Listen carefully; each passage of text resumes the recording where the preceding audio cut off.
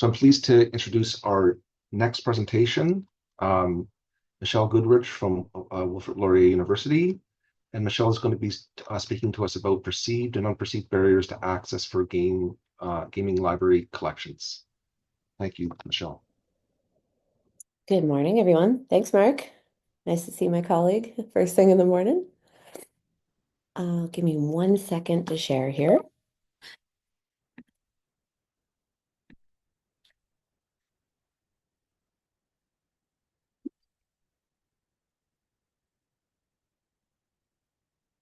Oops. I jumped ahead. Sorry. Can everyone see? Yes. Thank you. Okay, so good morning. I'm really happy to talk to you today about perceived and unperceived barriers to access for gaming library collections. I'm curious how many folks in the room already have established games in their library. It is something that is growing. And as it grows, I think we have opportunities to think about what we do from a more pedagogical and critical lens to make sure that we're not just building collections that are passive, that we're trying to actually support our users and our environment. So, a little agenda for today. I realize that this is a very large topic and I only have 20 minutes to introduce it to you, but I want to talk about an accessibility framework when speaking about games. I want to talk about the discoverability of these games and how that is a barrier, how we can look towards inclusive programming, more accessible collection development, opportunities for user support, and some closing thoughts. I feel that this will be a conversation that we could have for a very long time, and I welcome everyone to reach out and we can build a better community together. So, an accessibility framework to think about. When we talk about accessibility, I think we naturally go to physical or visual barriers, but I've really loved adopting this framework from some wonderful folks at Meeple Like Us. So it is a collective started by Michael Herron, and it looks at the accessibility of games under multiple contexts. They focus mainly on tabletop games or board games, but I think there's a lot here that we can use for the digital realm, and really we can start using this for other collections, I think, in our libraries. So I'm going to go through it just to add some extra information here. So when looking at the accessibility of a game, we look at the cognitive accessibility. So what mental load is required to be able to play this game and feel included? What age level is appropriate? What if someone has a learning disability? Will they be able to engage with the game still?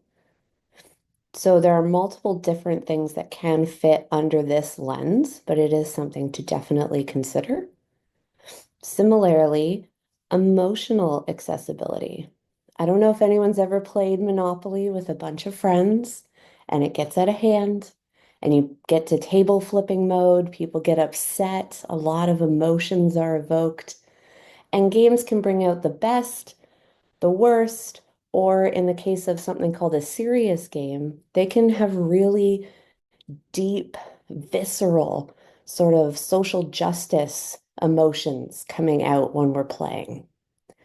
So it's good to know what sort of emotions could be uh, brought out during gameplay to be able to let our users know. Because some folks don't want that kind of reaction in a game. Then we also have, again, the more standard physical and visual. So, are there lots of tiny game pieces that are difficult to move around? What's the color blindness and the contrast between, say, the text in the rule book and what the user is able to comprehend? Is there some issues or abilities to solve these issues in the game, which we'll talk about for digital games? Many have different modes within them to change to colorblind mode, or to change to have bigger text, or to have sounds instead of visual cues. This is all important information when we're collecting and providing information to our users. Then there's the one that's probably near and dear to all libraries is the socioeconomic considerations. Games are expensive. I don't know if anyone has bought the new Nintendo Switch, but it is $700 Canadian. And now the games are $112 each. So by the library even having these collections, we are providing economic access to folks who may not be able to do that themselves. Also, our students are heavily burdened with buying other resources for their schooling. So this is something that we are providing access to rather costly resources. Another one to consider is diversity and portrayal. There are many studies on this. Happy to talk about it more in depth. But suffice to say, the landscape of playable characters in board games and digital games is predominantly white male.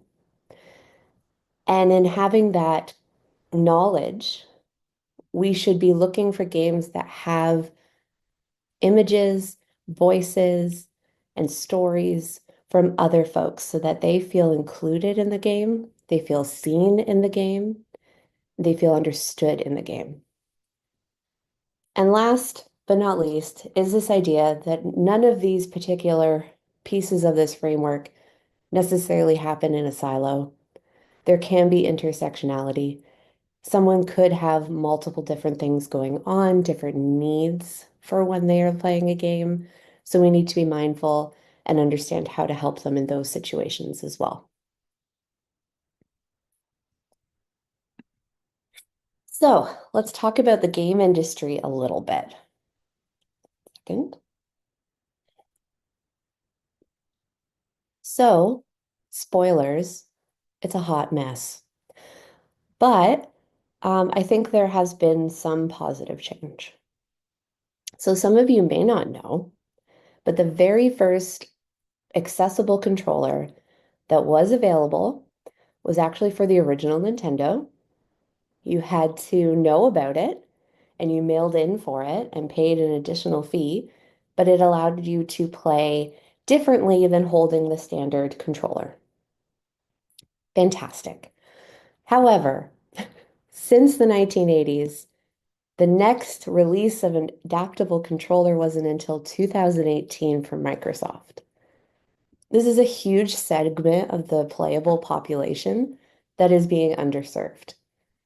Today, Xbox and PlayStation both make adaptable controllers, and there are free softwares and files online that you can download to print accessible single Joy-Cons for Nintendo Switch.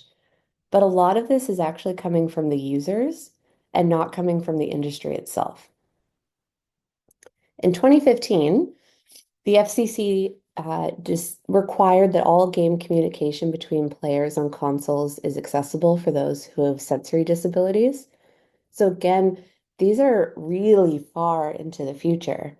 We have an underserved population that has been for quite some time, and they may not even realize that they can get access to certain games. Many companies who are creating digital games can be incorporating that into the design from the get-go. So a really great recent example is Monster Hunter Wilds. I'm a big fan.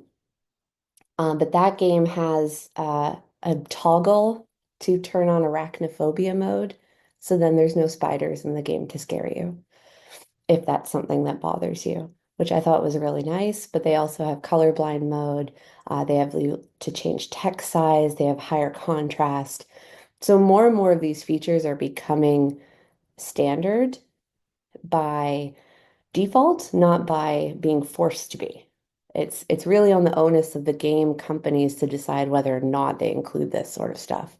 And in the beginning, most of them were doing it as a reaction, not part of the design. There are companies out there who can build custom adaptive controllers, but they are exceedingly expensive, tens of thousands of dollars in some cases. And basically, While accessibility is still being advocated for, there are discussions about it in the industry as a whole. There's no standardization. There is no requirements. There are many different collectives and groups that are talking about the need for this, but as a whole, it's not happening. So I want to quickly get into some of the challenges or barriers and how the library can start to help with that. So as OCUL, we are all part of Omni. So I want to talk about discoverability. This is important. So when we're cataloging our games to make them discoverable to our users, there's multiple challenges for both folks who have accessibility needs and just in general. You cannot search games by title or specific system. It's rather inconsistent. On the right, there is an image of a search in Omni where I typed in Nintendo Switch games. And instead of getting the nearly 80 plus Nintendo Switch games Laurier has, I got a Nintendo encyclopedia as my only result. Many libraries have turned to outside solutions to try to organize their games and to be able to present accessibility information. So they may tag them, they may include them in different portions of the library, they may have signage to indicate what games are accessible, what are not. I've seen some folks have color coding systems, but again, it's something that's pretty new, and we don't really have a standard. At Laurier, thanks to my lovely cataloging friend, Matt Tales, we were exploring adding accessibility notes right into the MARC record. However, they're not necessarily discoverable or searchable, and that would require additional staff time and training so that they knew that they were there and they knew how to find them and they could help particular users with their needs. I think libraries do have an opportunity here to explore ways to make these collections more searchable, discoverable, accessible, and in the end of the day, why have these collections if our users can't find them? Inclusive programming, I think, is a wonderful way to be able to promote our collections, to bring awareness that we are trying to make our collections more accessible. So there are so many different examples out there of programs that have been successful. I've done second language learning programming using games. You can offer cross-generational or look at doing partnerships with, say, your public library. You can do outreach with them, in-class engagement with particular subject matter within the games, if you can get some interested faculty. There are lots of ways to engage our users both in fun and in research practices. Lots of people are using games for research. So I think that we have an opportunity to be more creative and to highlight these collections as opposed to making them more of a passive, if we build it, they will come. Because that's not necessarily the case. As the liaison librarian for game design, I feel that our games are actually underutilized for research. Collection development. There's an image on the right there of a tweet that I made back when Twitter was cool, that our collection was growing to promote it. For collection development, I think there's lots of different options. So we want to try to include more inclusive titles. We also want to look to provide assistive equipment, and we want to try to remove as many barriers to access as possible. So when I'm looking for titles to add to diversify the collection, obviously there's the exciting releases, the big, huge, blockbuster games that come out. But if you go to, say, Accessibility UK is a blog where she talks about accessible game award winners, nominees, changes in the industry. She's also often a advocate and works with game companies to be more accessible. And she recently started a side blog called Abletop, where she talks about tabletop games in the same lens. Also, Maple Like Us is a fantastic resource for tabletop games. You can go in there and they have a generator where you can put in the different accessibility needs that you have, and it will make a list of games that it recommends that you can play. They also do what's called the breakdown, where they talk about the accessibility of particular games, so that again, you have this information and you can incorporate that information into your service that you provide around your collections and how you build your collections. I also highly suggest getting the adaptable controllers from Xbox and PlayStation. And I think that in general, libraries can also push back. We can say that we want more accessible collections. Um, in collection development, there's a huge conversation happening right now of born digital content, downloadable content, not having physical discs anymore that we can circulate, and how will we make those collections available to our users? So again, multifaceted thing going on here with games and libraries. And Four lastly, minute, 4 minutes, Michelle. yep. Thanks, Mark. I also want to talk about just user support in general. If we have equipment, if we've made sure that we've cataloged our games, we've trained our staff so that they feel comfortable providing service in this area, and if we actually create mandates to provide access to these collections, I think we'll be in a position to well support our users. All of the things that I've been talking about today are part of a holistic approach to providing our users with the best experience when it comes to gaming collections and libraries. We want people to feel included. We want them to feel represented. We want them to be able to engage and have fun. And we want to see them come to the library looking for us to be able to help them. I think we need to also increase our awareness of our collections just overall, and that we have the ability to serve diverse users with accessibility needs. Okay, I just made it in under the wire. Thank you so much for coming to my session. Happy to talk about this further or answer any questions you might have. Thank you. And that's perfect timing, Michelle. A lot of opportunity for questions. If folks have questions, could you please put it in the Q&A? And there's one here. Michelle, considering the wide range of disabilities that are known and impactful in the world, what suggestions do you have for standardization for accessibility devices for gaming? Oh, wow, that is a really good question. Um, I think hmm, if it's a physical disability, I think the adaptive controllers, how they've been designed, are really helpful. They have a lot of removable pieces that allow you to map out where buttons are and how you trigger them, whether they're a toggle or an actual physical button. So I think the technology is really advanced in that area to then make it so that you can create a custom controller that works with your physical ability. But as far as the digital, say, game, it's the studios that are making them. It's the studios that are including whatever accessible features that they have, and we're kind of at the whim of what they do. I do know for tabletop games, for example, some are created, say, in Braille editions, larger print editions, multiple languages, so that you're serving that part of the community. You can also 3D print different pieces. People have been creating larger pieces for some games that have pretty finicky bits.